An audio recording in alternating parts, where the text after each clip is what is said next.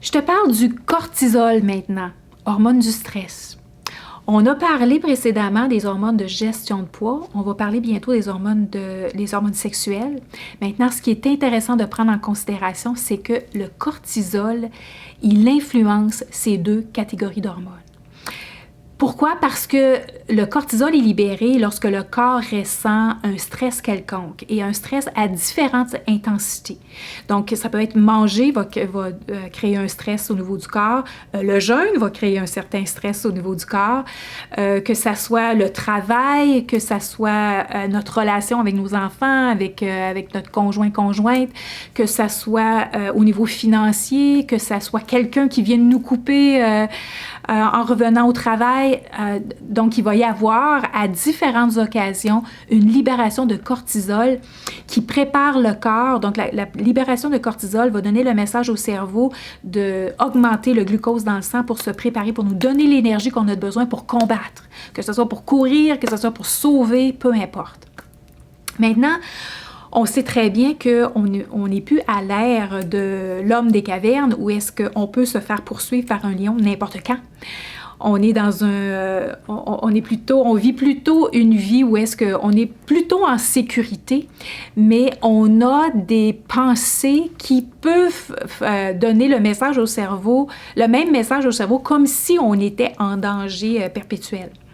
Alors, c'est à travers nos pensées, à travers la façon dont on perçoit la situation, qui va faire en sorte que notre corps va réagir de la même façon comme s'il était en stress intense ou c'était une menace de mort là, quelconque. Alors, naturellement, le cortisol va suivre un rythme circadien, c'est-à-dire qu'il va être plus élevé le matin pour nous préparer à la journée. Il va y avoir des sécrétions durant la journée, puis il va être à un taux plus bas durant la nuit. Si on a un sommeil réparateur, très important à prendre en considération. Maintenant, durant la journée, il va s'intensifier au moment où est-ce qu'on va percevoir les situations de différentes façons. Alors, encore une fois, c'est important de revenir à ici, maintenant, donc utiliser notre conscience mentale pour prendre en compte qu'on n'est pas toujours en train de vivre des stress incroyablement intenses.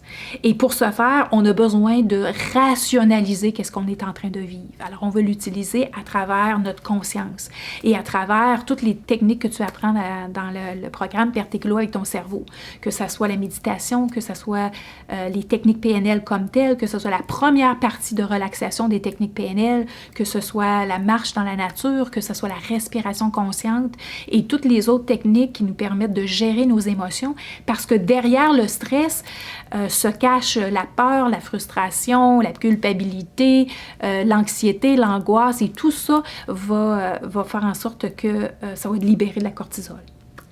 Maintenant, comment elle est reliée à la gestion de poids, c'est qu'il y a eu une étude qui a été publiée en 2019 qui indiquait que lorsque on avait une accumulation de graisse viscérale, c'est-à-dire autour de l'abdomen, ça pouvait influencer la métabolisation du cortisol qui, en retour, va diminuer le taux du zinc qui, lui, est responsable de la signalisation de l'insuline. Alors, qui peut amener les cellules à développer la résistance à l'insuline. Alors, oui, le niveau élevé de cortisol dans le sang va avoir une influence sur la gestion de poids. Alors, il y a une corrélation entre gestion de poids, gestion de stress. Donc, pour ce faire, ce qu'on va vouloir faire, c'est de revenir à ici, maintenant, parce que dans le moment présent, c'est très, très, très rare qu'on va vivre un stress intense. Alors, même à travers, que ça soit à travers le jeûne, où est-ce qu'on va avoir une frustration parce qu'on a faim, on ressent la faim, ou un inconfort, OK, parce qu'on ressent la faim, on va vouloir revenir ici, maintenant, utiliser le cerveau, le sage, le cerveau conscient, pour justement rationaliser qu'il n'y a pas de menace, OK, je ne vais pas mourir, tout est correct, je suis en sécurité, je reviens ici maintenant, je peux diminuer mon cortisol, tout est correct. augmenter mes bonnes hormones de bonheur qu'on va voir un peu plus tard, et puis la régulation de tout le reste des hormones va se faire tout à fait naturel. Alors, ça va partir de entre nos deux oreilles. Oui, oui, ça va partir de là. Il y a une partie qui se fait au niveau physiologique. Donc, automatiquement, par exemple, si tu te fais couper par une voiture, donc automatiquement, tu vas avoir une libération de cortisol, tu vas avoir une augmentation de ton cœur, augmentation de la transpiration, augmentation de la respiration également.